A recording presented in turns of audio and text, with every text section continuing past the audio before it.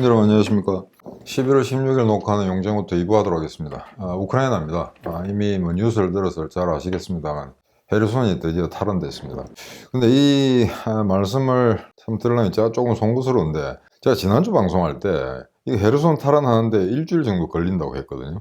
제가 이제 개인적으로 예측한 게 아니고, 저도 이게 뭐 워싱턴 소식이라든가 그런 주요 매체, 특히 미국의 전쟁연구소 이런 자료를 취합해서 제 나름대로 타당하다고 싶은 걸 이제 인용을 하는데, 이 전 세계 군사 전문가들 언론 매체를 다 틀렸습니다. 그러니까 짧으면 일주일, 길게는 2주일 정도 소요될 거라고 했는데, 불과 작전 개시 며칠 만에 헤르손이 탈환됐습니다. 이거는 거의 어찌 보면 이번 전쟁의 터닝 포인트가 될지도 모를 그런 중요한 아마 전환점이 될 것 같습니다. 그 젤렌스키 같은 경우도 이제 그 러시아 군 다 몰아내고 난 다음에 헤르손에 들어와가지고 그 연설을 하고 뭐 자기들 우크라이나 국가도 부르는데 뭐 우는 장면까지 카메라에 포착된 걸 제가 봤습니다. 막 눈물 흘릴만 하죠. 예. 뭐 좋은 대학, 그냥 우리로 치면은 뭐 서울법대에 해당하는 우크라이나 키우 법대를 나와가지고 이제 코미디언성을 했는데, 제가 이렇게 희대 영웅이 될 줄, 세계적인 영웅이 될 줄 자기도 아마 생각 못 했을 겁니다.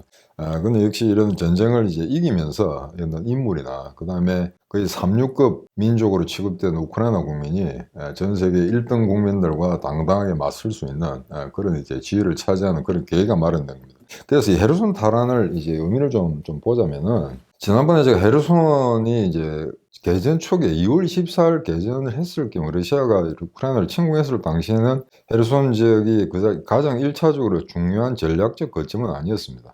다만 이제 크림 반도에서 북상하면서 러시아가 2014년에 빼들었던 그 땅 위에 조금 더 이제 더 북진하면서 우크라이나 땅을 갉아먹었죠. 그래서 그 헤르손이라는 게 지금까지 러시아가 획득한, 그러니까 우크라이나 땅을 차지한 것 중에 가장 중요한 도시는 맞습니다. 그러니까 키우라든가 하르키우라든가 걸 점령을 못했기 때문에, 헤르손은 인구가 한 30만 정도 되는데 그간에 다 이제 뭐 다른 데로 도망가고, 그 다음에 일부는 러시아군에 의해서 강제로 다른 지역으로 이동을 강요당하고 했었고, 아마 8만 정도가 남았던 것 같습니다. 그래서 헤르손 탈환한 그 장면, 여러분들 아마 유튜브라든가 언론 매체에서 많이 보셨겠습니다. 굉장히 감동스러운 장면들이 많았죠. 전에 9월 달에 10월 달 걸쳐서 이제 돈바스 전투가 우크라이나군에 유일하게 전개될 때, 그때 쿠피안스크라든가 이주미라든가 리만이라든가 수복되지 않았습니까? 그때 보면은 군인 한 사람이 가장 선도 차량에 타고 있다가 뛰내려가지고 자기 어머니와 포옹하는 장면이 있습니다. 여러분들 여기 이 방송을 보시는 분 중에 아들을 가지신 분도 있을 겁니다. 근데 그 아들이 어떨 때 가장 기분이 좋습니까? 그러니까 학교에서 100점 받았을 때, 아니면 고등고시 합격했을 때, 대학을 우수한 성적으로 졸업했을 때, 뭐 그런 것들이 굉장히 기쁘겠죠. 예. 그런데 나라를 뺏겼는데 온 나라가 초토화됐습니다. 물도 끊어지고 전기도 안 들어오고 인터넷도 안 되고, 그런 상황에서 포악한 적군에게 빼앗긴 땅을 수복하면서 그 가장 우군의 선도 차량에선 맨 앞에 선 아들이 뛰어나와서 어머니가 포옹했다. 이거 얼마나 감격적이겠습니까? 그죠? 그 아들이 옛날에 자기 속을 썩였던, 공부를 못했던, 그건 문제가 안 되죠. 예. 이 아들이 이제 구국의 영웅이면서 자신의 아들이라는 거, 그런 감격적인 장면이 돈바스 전선에 있었는데, 이번에도 보니까 한 병사가 차량에서 뛰어내려서 쪼그리고 앉아있는 이제 할머니한테로 갑니다. 자기 할머니였던 모양입니다. 그 할머니가 포옹하는 장면, 이런 게 굉장히 감격적인 그런 어떤 한 장면이었고, 그 다음에 어떤 그 나이 많은 아줌마라고 하기는 좀 힘든, 그렇다고 해서 할머니도 아니에요. 그런 연령대의 어떤 여자분인데, 우크라이나에 오니까 자기 마당에 있는 땅을 파더니 거기 이제 플라스틱 박스를 하나 보여줍니다. 그리고 그 안에서 우크라이나 국기를 보이는 거죠. 이걸 러시아군한테 포위당했을 때, 점령당했을 때는 이걸 보여주지 못하다가 너희들이 와서 내가 국기를 갖다가 너희한테 선선다, 아마 그런 식의 어떤 그 감동적인 그런 장면들이 많은 전투였습니다. 그런데 이 헤르손이 좀 이상한 게 10월 10일 날, 그러니까 10월 9일에서 10일 사이에 쇼이구 국방장관이 발표를 했습니다. 이게 철수하겠다.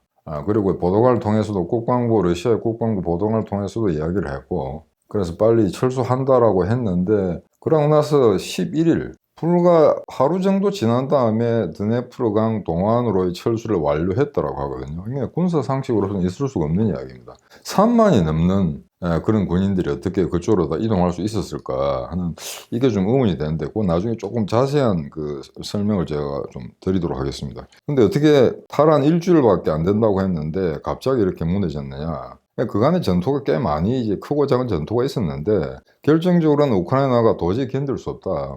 그간에 9월, 10월 달에는 헤르손이 위기에 처했었고 거기에 중화기도 없는 러시아 병력들이 고립된 상태로 있었는데 아마 푸틴이 아마 계속 사수를 지시했던 것 같습니다. 그러니까 거기서 굉장히 고민하다가 이번에 이제 용단을 내렸죠. 그래서 이거는 러시아 쪽으로 봐서는 어느 정도 군사적 합리성이 있건 건 타당한 결정이었다고 생각됩니다. 그런데 과연 지금 현재 의문이 드는 거는 그 짧은 시기 동안 어떻게 그 많은 부대가 3,500개 이상의 장비가 다 드니에프르강 동안으로 넘어가느냐. 거의 대부분의 이제 교량들은 다 파괴된 상태고 기껏해 부교 같은 거 설치해가지고 아주 느린 속도로 움직이게 되는데 그리고 퇴각을 할 때 그럼 우크라이나는 가만히 있지는 않았을 거지 않습니까? 그래서 이러저런 어떤 의문들이 아직도 많이 제기되고 있습니다. 그래서 아마 좀 시간이 나고 난 다음에 아마 어느 정도의 전과가 있었는지 확인이 되겠습니다만 그렇게 평온했던 것 같지는 않습니다.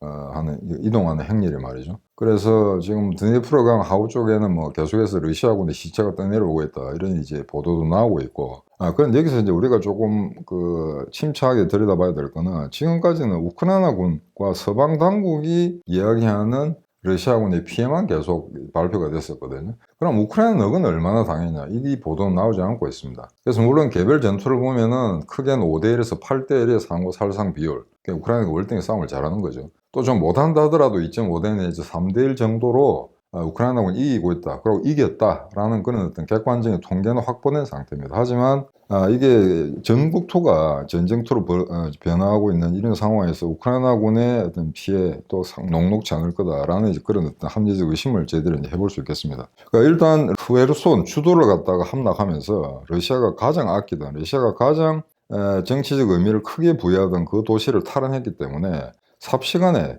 140개, 약 150개 이상 되는 집성촌이라든가 그 인근 마을들이 전부 우크라이나군에 의해서 탈환됐습니다. 그래서 갑자기 한 2, 3일 만에 헤르손 그 주변 북부 지역은 이제 완전히 이제 파란 색깔로 변하는 지도를 보시면 이제 상당 부분을 차지한 게 됩니다. 그래서 지난번 9월, 10월에 걸친 동부 전선에서의 반격 공세에 따라서 우크라이나군이 갑자기 이제 탈환한 영역을 넓혀갔던 거 그거에 이어서 이 두 번째 큰 전과인데 이 두 개를 다 합하니까 2월 24일 날 러시아가 개전한 이래 추가로 우크라이나가 빼앗겼던 땅의 약 절반 정도를 회복하게 된다고 합니다. 그러니까 2014년에 크림반도 점령은 그건 어마어마한 땅이기 때문에 그건 계산하지 않고 2월 24일에 추가로 러시아군이 빼앗은 그 영토를 갖다가 절반 정도 탈환했다. 이건 엄청난 성과죠. 그래서 지금 현재로서는 아마 이 라스푸티치가 끝났기 때문에 이제 땅이 서서히 얼게 됩니다. 그러면은 전체 기동이라든가 차량의 어떤 이동이라는 게 좀 손쉽게 되기 때문에 막 기갑 전력에서 우위를 차지한 우크라이나군의 추가 공세가 이어지지 않을까라고 예측은 하고 있습니다. 근데 아직까지 뭐 실현된 건 아니고요. 근데 이번에 그 하루순 탈환 과정을 자세히 알 수는 없는데 아마 이렇게 된 것 같습니다. 일단 3개 여단 3개 예단을 되게 어떤 식으로 편성했냐면은 기동력이 뛰어난 기계화 예단 또는 전차 예단을 선봉에 내세우고 그 다음에 이제 보병 예단 그 다음에 향토 예비군 좀 전력이 떨어지겠죠. 그래서 그 3개조를 하나의 군단 형식으로 결성을 해서 다방면으로 아마 북쪽 헤르손 북쪽 정부에서 4개 방향으로 아마 치고 들어갔던 모양입니다. 그래서 그 중에 선봉의 선봉 가장 선봉에 섰던 건 아마 28 기계화 예단이었던 것 같은데 여러분들 사진에서 아마 전차와 장갑차가 헤르손으로 진입하는 그 부대가 아마 28 기계화 예단이었을 겁니다. 그래서 한 300문 정도의 야포가 동원되었다고 하는데 200문의 이제 야포 그 다음에 한 100문 정도의 단위장 로켓 그거는 서방에서 지원받은 것도 있고 우크라이나가 자체 보유하고 있던 거 그 다음에 러시아군으로부터 노획한 거 이 모두를 합해서 300문 정도의 야포와 단위장 로켓을 동원해서 총공격을 했다. 그래서 그에 대한 피해 같은 건 정확하게 좀 통계는 잡히고 있지 않습니다만 아마 상당한 피해를 입었을 거다. 그런데 한간에는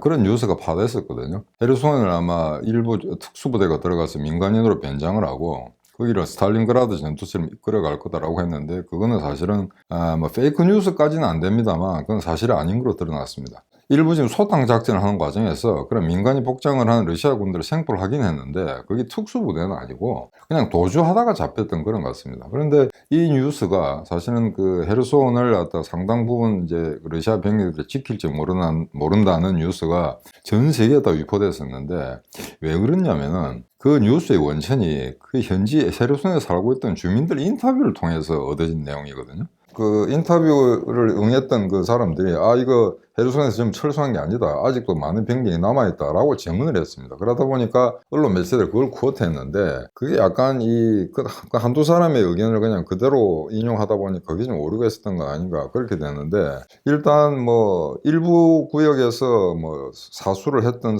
병력이 전혀 없었던 건 아닙니다. 아니요. 그러나 일단 러시아가 전략적으로 철수하겠다고 마음먹은 상태에서는 헤르손으로 들어가는 그 전투 자체는 크게 어렵지 않았다. 다만 동부 전선과는 달리 이제 남부 전선 헤르손 전구를 지키는 러시아 군들은 조금 영악해서 나름대로 이제 부피 트랩이라든가 지뢰 같은 걸 많이 심어놨던 모양입니다. 그러니까 진격 속도를 좀 줄이기 위해서.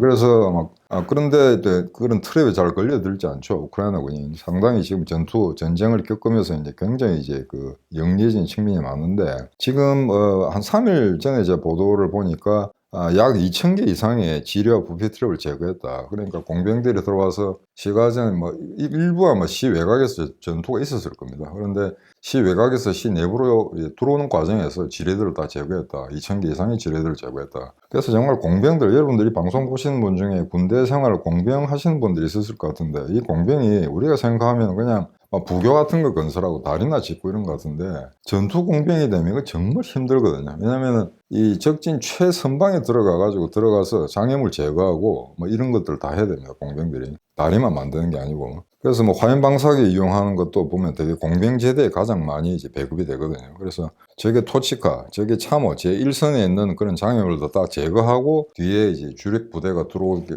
만드는 그런 그 진로를 개척하는 이런 복잡 다기한 기능들을 다 수행해야 되기 때문에 공병들 정말 힘듭니다. 그리고 일정 부분 전투가 끝나고 난 다음에도 또 후속 교체를 해야 되고 진지 강화하는 문제, 그다음 거기에 대해 참호하면서 또는 이제 상대의 적군이 반격하는 걸 막기 위해서 어떤 지뢰 또는 또 다른 장애를 만든 이런 거 전부 공병들 하거든요. 그래서 일단 그런 어떤 재병 협동 차원에서는 우크라이나군의 기술, 전술 어떤 이런 부분이 상당히 지금 업그레이드 됐다라는 것도 이번 전투, 특히 헤르손 전투를 통해서 이제 잘 확인할 수가 있었습니다. 그런데 갑자기 이렇게 그 러시아군이 철수하게 된 배경에 대해서 여러 가지 이제 의혹들이 있는데 영국 첩보부에서는 이제 이런 견해를 내놓은 것 같습니다. 왜냐하면 러시아 측이 주장하는 것처럼 그렇게 짧은 시간에 3만 명 이상의 병력과 3만 5천 개에 달하는 장비들을 갖다가 드니에프르강 동안으로 이동시킬 그 드니에프르강이 어마어마하게 큰 강이거든요. 강폭이 어마어마합니다. 그래서 그걸 갖다가 정말 그렇게 다 옮길 수 있었겠느냐. 그래서 뭐 이런 그 시나리오를 이야기했던 것 같습니다. 실은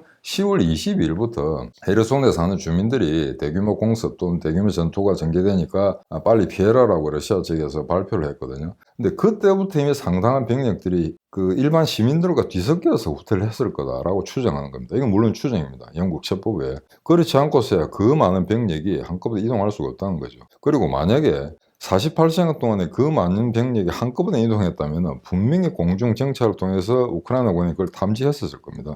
그러면 일대 포격이나 공습에 가해졌을 거고요. 그럼 정말 도주하는 과정에서 섬멸당할 위기가 발생할 수가 있죠. 그래서 아마 대규모로 이동하는 그 자체의 계획을 갖다가 밝히지 않고 러시아군도 나름 상당한 기도 비닝을 통해서 주력을 빼고 그다음 후반 경계 병력을 남겨놓고 나름대로 지금까지 말하는 어떤 그 구체적인 정과가 아직 확보는 안 됐습니다만 러시아군 당국이 발표한 대로 정말 드니에프르강 동안 또는 남부 지역으로 이동을 완료했다면 그거는 러시아군이 상당히 전술적으로 이제 잘 이동한 그런 어떤 작전 기동이 되겠죠. 예. 그래서 그거는 물론 이제 패퇴하는 과정에서 후퇴하는 거기 때문에 사기는 떨어져가 있고 엉망입니다만 직접적인 전투를 하지 않고 처절한 방어 전투를 하지 않고 러시아군이 빠졌기 때문에 헤르손도 상당히 이제 별 힘을 안 들이고 우크라이나군이 점령한, 하지만 그 정치적 의미는 상당히 크다고 할 수 있겠습니다. 그래서 후퇴하는 과정에서 러시아군이 하나 파괴한 거는 이제 카호프카 댐 그 근처에는 교량을 파괴했습니다. 그거는 우크라이나군이 이제 더 추격해 오지 않도록, 그래서 큰 대교는 다 파괴됐습니다. 그 대교 하나 남겨놓고 그쪽을 아마 상당 부분의 러시아 병력들이 후퇴를 했겠죠. 그러고 나서 추격을 막기 위해서 이제 폭파시켰다. 그래서 그건 우크라이나군이 폭파시킨 건 아닌 것 같습니다. 그리고 댐 자체는 그대로 놔둔 상태고요. 그래서 그 일단 교량을 파괴한 상태. 그런데 이제 문제는 영국 첩보부도 그럽니다만 아무리 축차적으로 또는 대규모로 이동했다 하더라도 상당 부분 병력이 아마 우크라이나강 서안 또는 북단에 남아있을 거다. 최소 10,000명 정도. 그러면 이 10,000명 정도도 곧 소멸되지 않겠느냐. 전혀 없지는 않겠다는 거죠. 그래서 이걸 갖다 소탕하는데 또 상당 부분 아마 시간과 에너지를 소비해야 되는 게 아닌가라는 게 이제 우크라이나군의 이제 또 다른 고민이기도 합니다. 그 다음에 러시아군이 철군을 했다고는 하지만 헤르손 자체가 러시아군의 포대로부터 이제 사격 반경 거리내에 포함되어 있기 때문에 헤르손의 도심 자체에 대한 반격 포격을 아마 가할 가능성도 있죠. 미사일 공격이라든가 야포에 의한 어떤 민간에 대한 피해 이런 게 계속 지금 속출하고 있기 때문에 이게 헤르손에서 철수했다고 해서 피해가 이걸로 끝나느냐, 그건 아니죠. 그래서 헤르손도 아마 전부 이제 들어오는 입성하는 우크라이나군을 환영하기 위해서 시민들이 나와서 끌어안고 뭐 화환을 뭐 주고 이랬습니다만, 또 그 와중에 또 러시아 미사일이 발사돼서 주택가에 떨어져서 6명이 또 어린애도 포함된 것 같습니다. 뭐 또 사망하는 막 이런 상당히 비참한 이런 사건들이 계속 이어지고 있기 때문에 한시도 방심할 수 없는 막 그런 상황이라고 할 수 있겠습니다. 그 다음에 헤르손 전투가 끝나고 난 다음에 이걸 그러면 어떻게 우크라이나군이 이제 진격을 더 추가할 거냐라는 이제 문제가 생깁니다. 그래서 이걸 보게 되면 그럼 크림반도로 바로 내려가면 되지 않냐라고 하는, 그게 쉽지가 않은 게 드네프르강 동안 또는 남쪽 제방으로 아마 후퇴했다면 지금 현재 확실한 소식통에 의하면 약 3중 방어선을 치고 있다고 합니다. 그래서 러시아군이 이미 퇴강 상태에서 어느 상당 병력을 이동시켰기 때문에 진지를 이제 재구성하고 재편성할 수 있는 그런 시간을 좀 벌었다라는 이제 군사적 판단이 있고요. 그 다음에 이제 강을 두고 우크라이나군이 이제 진격을 하지 않습니까? 도하작전을 하겠죠, 부분적으로. 그럼 그걸 막는 병력은 그렇게 조밀하게 있을 필요가 없습니다. 굉장히 유리하죠. 강격 배를 타고 들어오는 이제 상륙전 같은 거 갖다가 포격으로 응대하고 하는 건 어려운 일이 아니기 때문에. 그래서 아마 지금 현재 군사 전문가들, 특히 미국이나 영국, 그 다음에 일본 이런 쪽의 군사 전문가들은 헤르손 구역에서 빠진 약 3만 명의 병력을 아마도 동부전선 쪽으로 이동시키지 않을까. 그러니까 필요 최소한의 병력만 강 하구 쪽에 남겨놓고 주력 부대는 다시 한번 동부전선으로 합류시키는 게 아닌가, 이런 식으로 예측하는 사람들이 꽤 있습니다. 근데 크림반도로 내려가는 문제가 굉장히 쉽지 않은 게, 지도를 보시면 크림반도 쪽 내려가면 굉장히 이제 그 좁다른 지역이 있습니다. 그래서 이걸 통과하기가 굉장히 어려운데요. 지금 우크라이나가 그렇다고 해서 지금 계속 이기고는 있습니다만 한 방에 러시아군을 쫓아낼 수 있는 그런 어떤 완력을 가진 것도 아니고요. 그래서 과거에 1941년 6월 22일 바르바로사, 그러니까 독일의 나치 독일의 러시아 침공 때를 보게 되면은 최종적으로 크림반도의 세바스토폴을 점령하는데 독일군이 거의 1년을 소비합니다. 겨울까지 일정 부분 확보했다가 그 다음에 그 이듬해 1942년 5월 달에 케르치 지역을 확보하고, 그 다음에 세바스토폴이 있는 그 크림반도 전체는 6월 한 달 내내 공공전을 통해서 7월 1일 날 완전히 석권하게 됩니다. 그 당시 이제 그 연합군이나 독일군을 합해서 최고의 두뇌라고 했던 에리 폰 만슈타인, 그 당시는 11군 사령관이죠. 그래서 그 세바스토폴 요새를 함락시킴으로써 원수가 됩니다. 별 5개를 달고 나중에 이제 남방 집단군 사령관이 되는데, 그 11군도 이제 상당히 어렵게 그 크림반도를 석권했거든요. 지금 우크라이나군의 공병들이 활약하는 것과 거의 유사한 장면들이 많이 연출됐었는데, 이 크림반도는 당시로서는 세계 최대의 요새가 있었습니다. 세바스토폴에. 막심 고르키라고 하는 그 어마어마한 구경의 포대들, 그건 대구경포가 장착된 진지들이 어마어마하게 많이 있었거든요. 그거는 기갑 전력으로도 시킬 수가 없었다는 겁니다. 그래서 그 토치카, 그 포대 하나하나를 일일이 공병 특공대가 들어가서 폭약으로 처리하게 됩니다. 그래서 독일군들도 상당히 피해를 입었고요. 그럼에도 불구하고 그 어려웠던 그 당시 20세기에 아마 최고의 요새로 알려졌던 그 세바스토폴, 크림반도의 세바스토폴을 최종적으로 공략했기 때문에 남방 전선의 안정을 기할 수 있었다, 교도를 확보할 수 있었다라는 어떤 그런 전과 보고서가 나오고 있습니다. 그래서 2차 대전 때 독일군도 거의 1년이 걸려서 크림반도를 점령했기 때문에 지금의 우크라이나도 섣불리 승기를 이어가기 위해서 대규모 병력을 크림반도 쪽으로 남하시킨 건 어렵지 않겠는가. 근데 이제 한 가지 재미난 뉴스가 들려왔던 게, 최근에 그 키브론 반도, 어떤 사람은 키본이라고 하는데 그건 영어식 발음이고요. 그 라틴어 고대로 읽으면 키부른이 됩니다. 키부른 그 반도에 우크라이나가 상륙했다는 뉴스가 나오고 있습니다. 이걸 100% 믿을 수는 없는데 아마 상륙한 건 사실인 것 같습니다. 근데 어떤 규모로 어떤 제다가 상륙했는가 하는 건 잘 알려지지 않는데, 제가 확인한 뉴스에는 약 3개 여단이 들어간 것 같습니다. 근데 왜 그러면 키부른 쪽으로 갔는가? 키부른은 그 가장 서쪽에 있습니다. 그러니까 오데사, 미콜라이오 그 방면에 있는 건데, 거기는 헤르손의 서쪽 구역이기 때문에 이미 러시아군이 없습니다. 그래서 러시아군이 없다는 걸 확인하고 거기로 아마 상륙작전을 한 것 같습니다. 그래서 일본 의기양양하게 그 상륙장으로 드네프르 강을 도하하면서, 그 드네프르 강이 아니고 그 흑해가 되겠네요.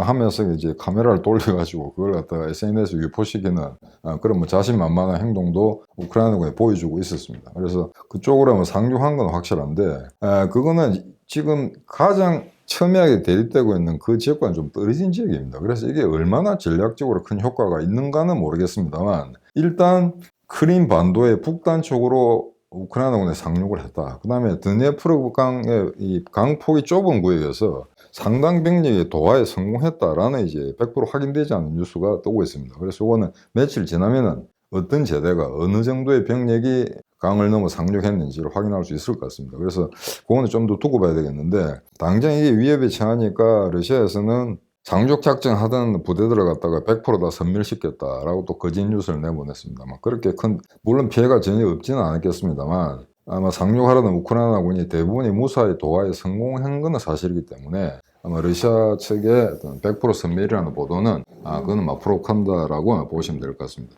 자, 그러면은 헤르손이 탈환되고 난 다음에 그러면 우크라이나군이나 러시아군이 어떤 식으로 행동할 건가 하는 게 초미의 관심사가 되는데, 그럼 어디를 칠 거냐? 제가 말씀드린 것은 크림 반도로 바로 직행하는 건 어렵다는 게 대부분 사람들의 생각입니다. 그럼 그 다음에는 어떻게 될 거냐? 아마 멜리토폴이나 자포로지아가 되지 않을까. 이 자포로지아는 제가 전에 말씀드렸습니다만 남쪽에 헤르손 전구하고 돈바스 동부 전선의 중간에 위치하는 지점이거든요. 근데 거기를 만약에 우크라이나가 잘라먹게 되면은 러시아군은 완전히 도동강이가 나게 되어 있습니다. 그래서 거기는 상당 병력의 어떤 우크라이나고 친우크라이나 파르티산들이 압력하고 있는 그런 장소이기 때문에 러시아군으로서는 방어하기가 굉장히 곤혹스러운 그런 지역이 되겠습니다. 그래서 그쪽이 되지 않겠느냐. 그리고 이제 아까 말씀드린 것처럼 러시아로서는 헤르손 구역은 어느 정도 정돈이 된 상태이기 때문에 드네프르강 남쪽 제방 또는 동쪽 제방에서 수비병력, 방어벽을 좀 굳힌 다음에 주력 부대는 그 돈바스 쪽으로 옮겨서 거기서 아마 다시 공세를 취하지 않을까라는 예측이 쏘고 있습니다. 왜 그럼 동부전선에 집중하느냐?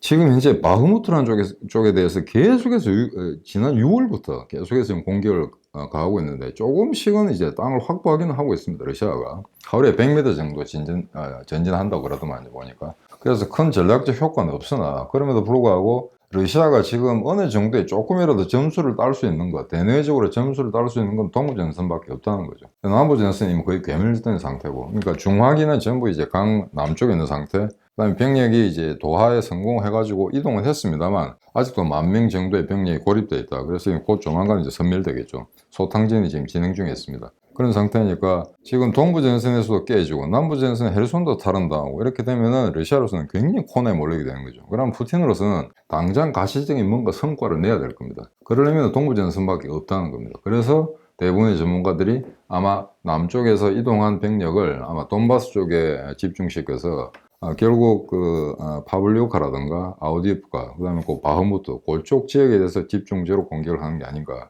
그래서 아마 우크라이나로서도 거기에 대한 대비를 해야 될 것 같다는 분석이 지배적인 것 같습니다. 그래서 지금 이제 멜리토프라는 거 자포로지아, 심지어는 마리우폴까지도 아마 거기도 하면 지금 러시아로서는 아마 경계 태세에 들어간 걸로 지금 그렇게 지금 보고 있습니다. 그런데 여기서 이제 보자면은 일부 군사 전문가들은 여기서 조금 더 차가운 머리로 분석을 해야 된다. 지금 분명히 전 전선에 걸쳐서 우크라이나에 잘 싸우고 있는데 여전히 세계 2위의 군사 대국으로서 러시아의 포텐셜을 우리가 무시해서는 안 된다. 그래서 만약에 지금 제공권을 확보하고 못하고 있지만 러시아군이 공군이 만약에 총동원돼서 다시 제공권을 잡게 된다면은, 그러면 이제 미사일 공격을 계속 해오고 있는데, 그런 상황에서는 우크라이나가 단순히 기갑 전력만 향상시킨다고 해서 전쟁을 이끌어갈 수는 없을 거다. 그래서 이런 불의의 인간들은 미국이나 나토가 빨리 전투기 같은 거, 그다음에 방공자산 이런 거 갖다가 지금 지속적으로 또는 이제 과감하게 지원해야 된다라는 이제 논지를 전개하고 있습니다. 그래서 지금 이제 수로비킨 우크라이나 정부 러시아군 총사령관 같은 경우에는 공군과 지상군을 동시에 지금 장악하고 공제 합의를 작전을 수행하고 있는 그런 상태거든요. 그리고 이 사람이 공군의 백그라운드가 있기 때문에 아마 러시아의 공군력을 회생시키는 거는 아마 상당 부분 아마 일리가 있는 이야기가 아닌가. 그런 식의 지금 평가가 내려지고 있습니다. 여하간 현재 지금까지 상태로 봐서는 러시아군이 그렇게 과감하게 반격 공세로 나올 수 있을까라는 의문의 의지가 있습니다만, 일단 정치적으로 이제 포위가 된, 정치적으로 코너에 몰린 푸틴이 뭔가 조금의 성과를 내려면은 당장 단기 절전식으로 뭔가를 이제 내세워야 되겠죠. 그렇지 않으면은 지금 국내에 있는 러시아 국내의 어떤 강경파들의 어떤 발언, 그 다음에 점점 고조되는 이제 반전 분위기 이런 걸 갖다 극복할 수 없는 상태에 처할지도 모릅니다. 그래서 지금 당장 뭔가 눈에 보이는 성과 이런 거에 이제 집착할 수가 있거든요. 그래서 우크라이나로서는 그런 걸 오히려 또 이렇게 허점으로 잘 잡아서 이제 카운터블을 날릴 수 있는 그런 기회를 포착해야 될 것 같습니다. 그래서 이제 결론적으로 지금 이 전쟁이 굉장히 복합적인 국면으로 벌어지고 있는데, 지금 좀 시간이 좀 오버됐습니다만 이걸 이야기 안 할 수가 없네요. 지금 G20를 계기로 해서 미국하고 중국이 처음으로 만났습니다. 그래서 지금 시진핑하고 바이든이 옛날에 부대통령 시절에는 꽤 오랜 관계를 맺고 있었습니다만,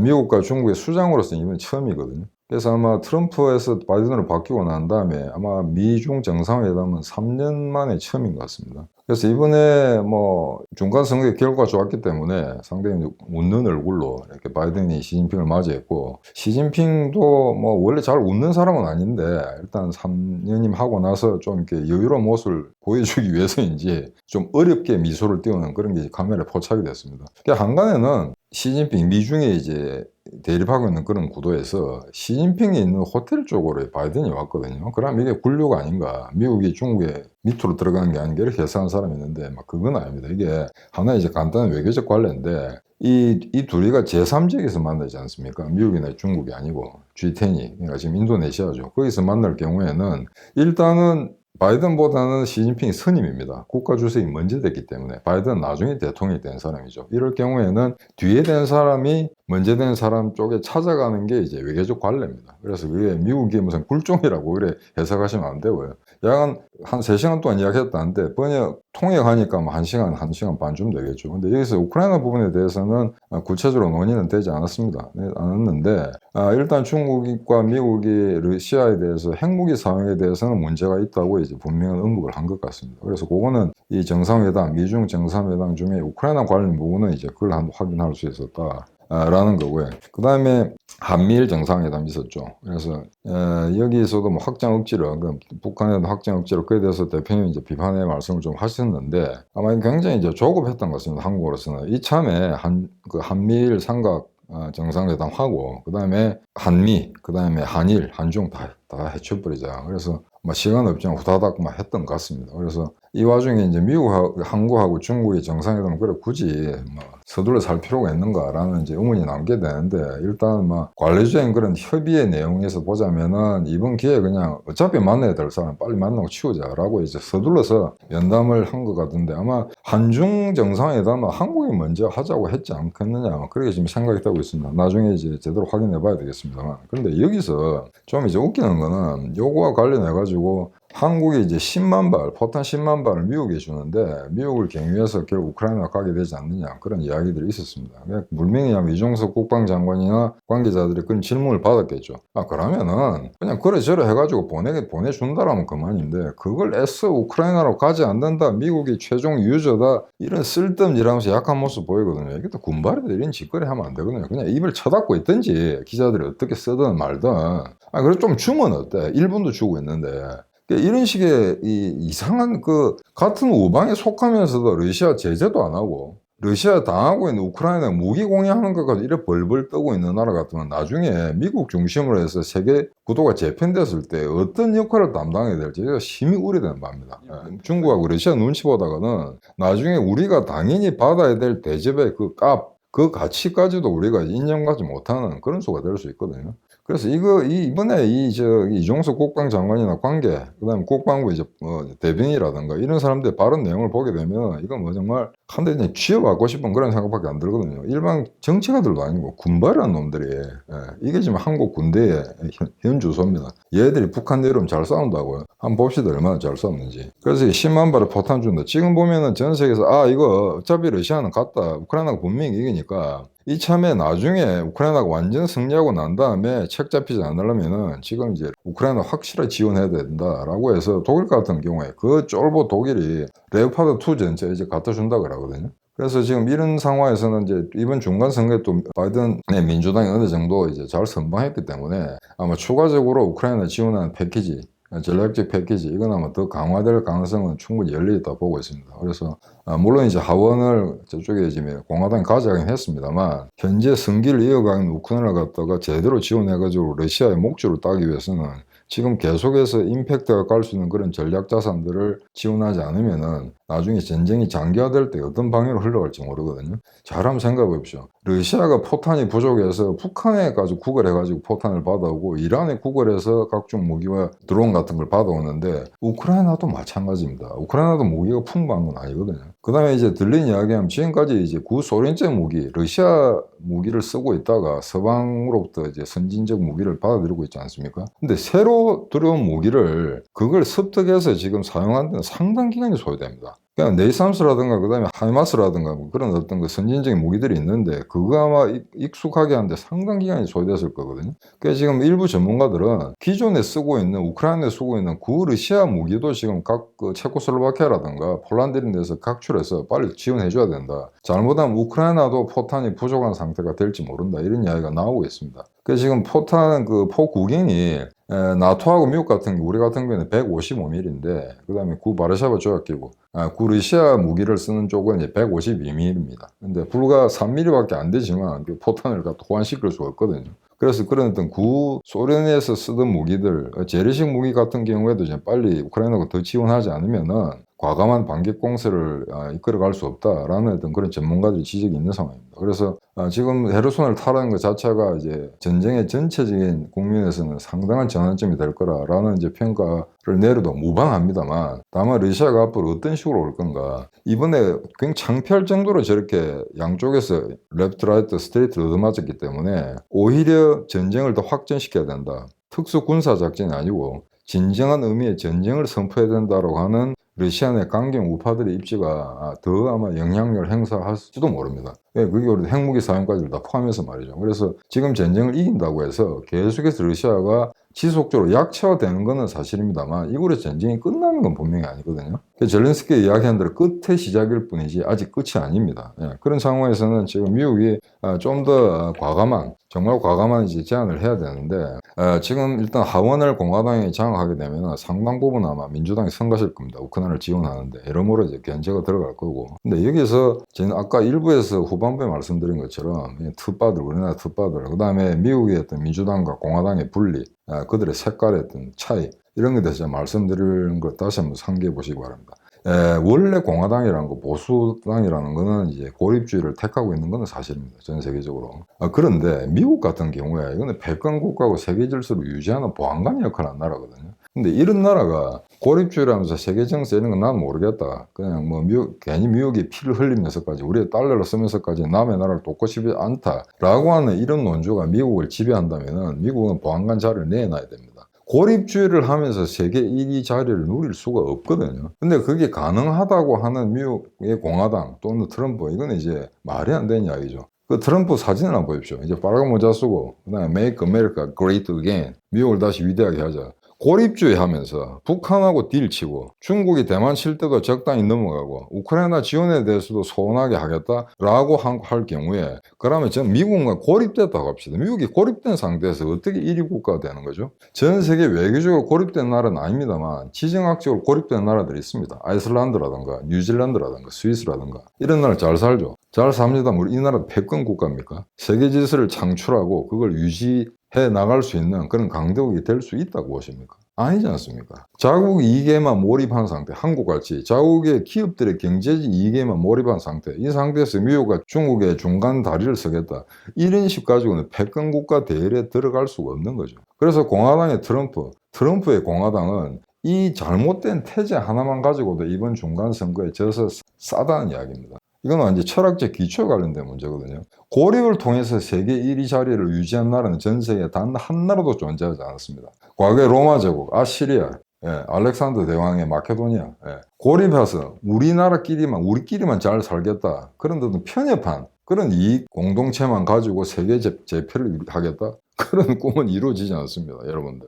그래서 공화당이 이 태제를 갖다 극복하지 않는다면은 어떤 수를 쓰든 중국이나 또는 러시아를 갖다 북한이나 이란 이런 애들 까부셔가지고 이런 불안당 국가들을 내쫓겠다라는 그런 의지가 없다면은 절대 미국은 패권국가 될 수 없습니다. 그래서 민주당이 그렇다고 해서 세계 패권을 지향하는 그런 제국주의적 이론적 체계를 계속해서 지지하는 또는 창출하고 재생산하는 그런 어떤 정당이냐 그거는 물론 아닙니다만 현재 전체 국민으로 봐서는 전 세계 자유세계를 수호하는 입장, 그 다음에 북한의 위협에 대해서 한국과 그 다음에 일본을 갖다가 보호하는 그런 어떤 방위적인 측면에 협소한 그런 어떤 제한된 의미에서 보자면은 당연히 민주당이 미국을 지배해야 이 관련된 나라들의 안전이 담보된다는 거, 이 중대한 사실 여러분들 다시 한번 상기하시기 바랍니다. 오늘 2부 여기까지 하도록 하겠습니다. 안녕히 계십시오.